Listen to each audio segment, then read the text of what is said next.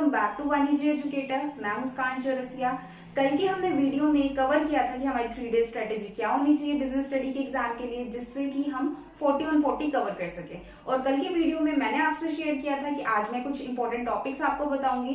तो आज की वीडियो इंपॉर्टेंट टॉपिक्स के ऊपर है।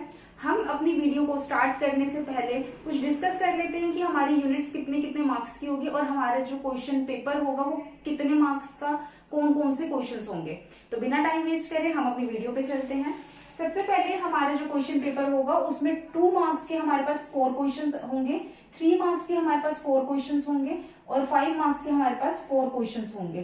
तो अल्टीमेटली आपको 12 क्वेश्चंस अटेम्प्ट करने होंगे और ये सारे क्वेश्चंस मिलके 40 मार्क्स आपके कवर करेंगे। तो 40 मार्क्स में से हमारे कौन कौन से चैप्टर कितनी कितनी मार्क्स की वेटेज रखते हैं। स्टाफिंग, डायरेक्टिंग, कंट्रोलिंग, ये अपने आप में एक प्रॉपर यूनिट है जो कि 20 मार्क्स को कवर करेगी। 20 मार्क्स इट मींस कि हमारे टोटल मार्क्स का हाफ एरिया कौन कवर कर रहा है, staffing, directing, controlling. Financial management and financial market मिलके हमारे 15 मार्क्स को कवर करेंगे और ये दोनों एक यूनिट है। कंज्यूमर प्रोटेक्शन 5 मार्क्स का होगा जो कि एक अपने आप में यूनिट है। तो हम सबसे पहले स्टार्ट करते हैं कि हमारे कौन कौन से इंपॉर्टेंट टॉपिक्स हैं।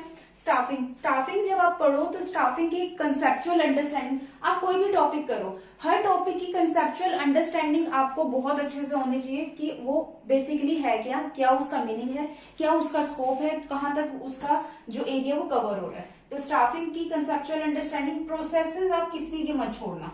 प्रोसेसेस तो मैं आपको कहूँ आप हर चीज की प्रोसेसेस को याद कर लो। अगर आपसे ठीक से याद नहीं हो रहा तो थोड़ा बहुत आप ये ध्यान रख लो कि अगर स्टाफिंग की प्रोसेस है उसमें कितने पॉइंट्स हैं, पॉइंट्स आपको ध्यान हो जाएंगे कि 10 पॉइंट्स है, 8 पॉइंट्स है, उस हिसाब से। और सारी की सारी प्रोसेसेस को लर्न ना करके कंसेप्ट के साथ किसी एक एग्जाम्पल को उठा के उस प्रोसेस को याद करोगे, जल्दी हो जाएगी आपको याद। तो प्रोसेसेस किसी की नहीं छोड़नी है।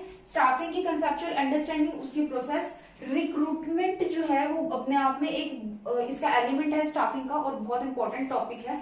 इसकी प्रोसेस, रिक्रूटमेंट क्या होती है, इसकी प्रोसेस क्या होता है और इसके जो सोर्सेज है वो क्या है, किस सोर्स के थ्रू हम रिक्रूटमेंट कर सकते हैं, ये बहुत इंपॉर्टेंट है और इसमें से बहुत सारे क्वेश्चंस बन के आते हैं। प्रोसेस तो डायरेक्टली आ जाएगा, नहीं तो प्रोसेस का भी केस बेस बन जाता है, बट जो हमारा सोर्सेज है, सोर्सेज का केस बेस क्वेश्चन बहुत आते हैं।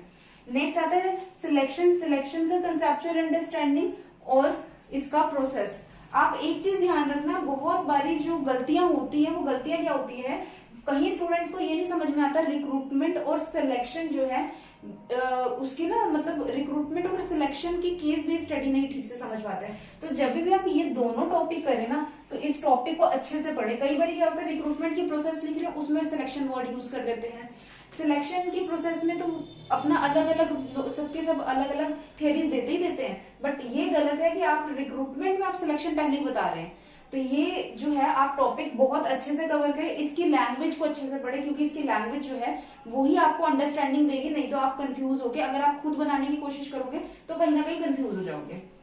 नेक्स्ट आता है needs and methods of training. Training की मेथड और ट्रेनिंग की जरूरत क्या पड़ती है। ट्रेनिंग एंड डेवलपमेंट, ट्रेनिंग क्या है, डेवलपमेंट क्या है, इन दोनों के बीच का जो डिफरेंस है वो बहुत इंपॉर्टेंट है।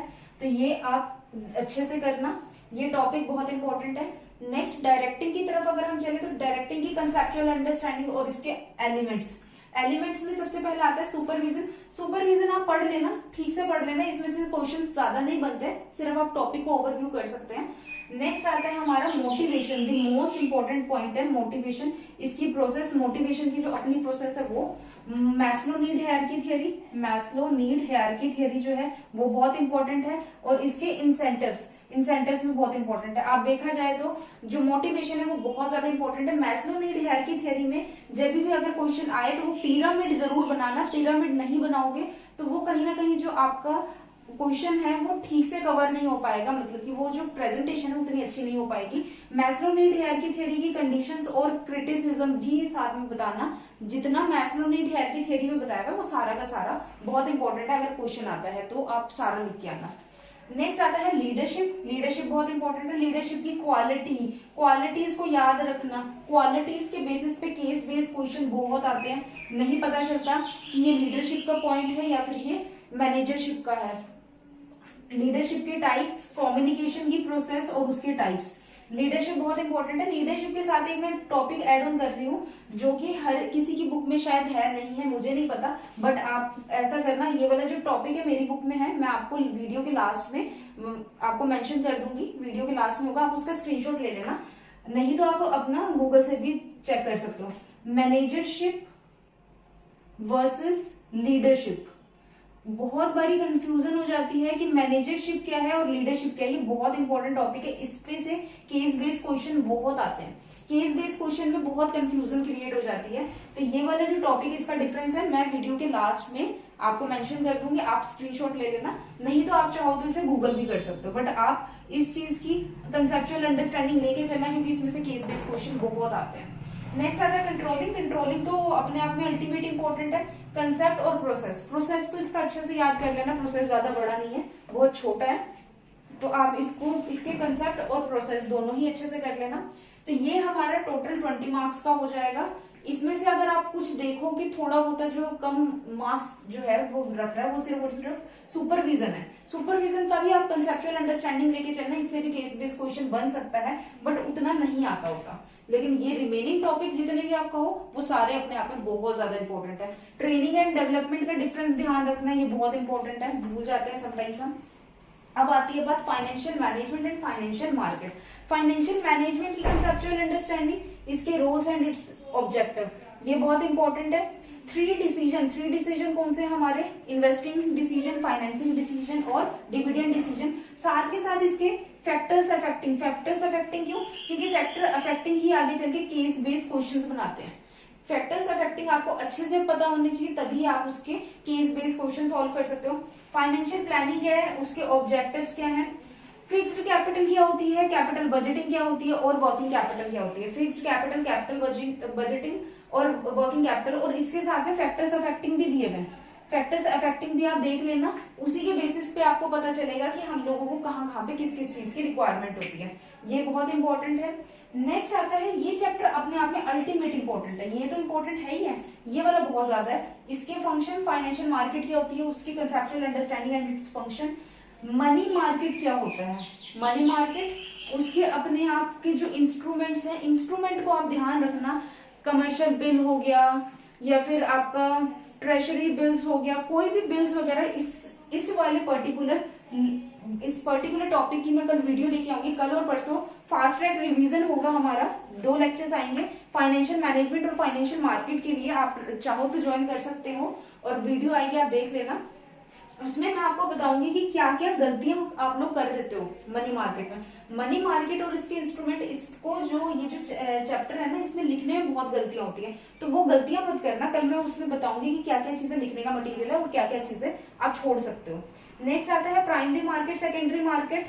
स्टॉक मार्केट क्या होता है, स्टॉक मार्केट के अपने फंक्शंस क्या होते हैं, कितने स्टॉक मार्केट हमारी कंट्री में अभी चल रहे हैं, ऑब्जेक्टिव क्या है। नेक्स्ट आता है सेबी। सेबी बहुत इंपॉर्टेंट है, ट्रेडिंग प्रोसीजर क्या है हमारा, ट्रेडिंग प्रोसीजर हम किस तरीके से ट्रेडिंग करते हैं। साथ में इस वाले चैप्टर में एक है trading on equity, trading on equity, ये वाला टॉपिक अपने आप में अल्टीमेट इंपॉर्टेंट है, डायरेक्टली क्वेश्चन भी पूछा जा सकता है, तो वो आप जरूर करना। When funds are sufficient, when funds are not sufficient, और इस वाली टॉपिक की वीडियो मैंने बना रखी है, लिंक उसका डिस्क्रिप्शन और आई बटन में गिवन है, आप जाके चेक कर सकते हैं। नेक्स्ट आता है हमारा consumer protection. Consumer protection act 1986, जो एक्ट बताया गया है, आप कोशिश करो एक्ट को याद कर लो, एक्ट बहुत इजी है, आप 2 बार उसे पढ़ोगे आपको समझ में आ जाएगा। मेन हेडिंग कितनी है, आपको याद करने का तरीका क्या है कि कौन कौन से कितनी हेडिंग्स हैं, कितने सब पॉइंट्स हैं, वो सारी चीजें आप अच्छे से कर सकते हो। कंज्यूमर प्रोटेक्शन एक्ट का डायरेक्ट क्वेश्चन भी आ सकता है 5 मार्क्स में, और केस बेस्ड क्वेश्चन तो आएगा ही आएगा। Redressal mechanism 3 tyre redressal mechanism है, ये बहुत इंपॉर्टेंट है और बहुत इजी है, कन्वीनियंटली बहुत इजी है। अब आती है बात राइट्स की एंड रिस्पॉन्सिबिलिटी की, ये बहुत इंपॉर्टेंट है। आप सारे के सारे राइट्स और सारे की सारी रिस्पॉन्सिबिलिटी आपको टिप्स पे रटी होनी चाहिए। टिप्स पे क्यों रटी होनी चाहिए, क्योंकि इससे जो केस बेस्ड क्वेश्चन है ना, वो बहुत ज्यादा बन के आता है कि कौन सा कंज्यूमर का राइट है या कौन सा कंज्यूमर की रिस्पॉन्सिबिलिटी, मतलब कि अगर कंज्यूमर का एक पर्टिकुलर राइट है उसके बेस पे पूरी केस बेस्ड क्वेश्चन बना दिया जाएगा। केस बेस्ड क्वेश्चन के बाद आपको बताने को कहा जाएगा कि आप कौन सा राइट इसमें हमने मेंशन किया, आप उसे बताओ। समटाइम्स क्या होता है, हम राइट को एनालाइज करने में ही गलती कर देते हैं, तो वो गलती मत करना, ये बहुत इंपॉर्टेंट है। आपको टिप्स पे रटे होने चाहिए, एक एक राइट कंज्यूमर का, एक एक रिस्पॉन्सिबिलिटी, जिससे कि केस बेस्ड क्वेश्चन निकल सके। अल्टीमेटली देखा जाए तो सिलेबस हमारा ज्यादा नहीं है, बस सिलेबस को समझने की देरी है। आप ठीक से समझे, कंसेप्चुअल अंडरस्टैंडिंग के ऊपर वर्क करें, जो भी करें अच्छे तरीके से करें। छोड़ने का स्कोप तो वैसे मेरे हिसाब में नहीं है कि आप उसमें से कुछ भी छोड़ो, बट हाँ कुछ एक दो टॉपिक्स हैं आप मेरे हिसाब से तो सारी यूनिट करें। कुछ एक दो टॉपिक आपको लग रहा है कि हाँ ये वाला थोड़ा सा नहीं ठीक जा रहा है, तो आप वो छोड़ सकते हैं, बट आई मस्ट से आप हर चीज करें।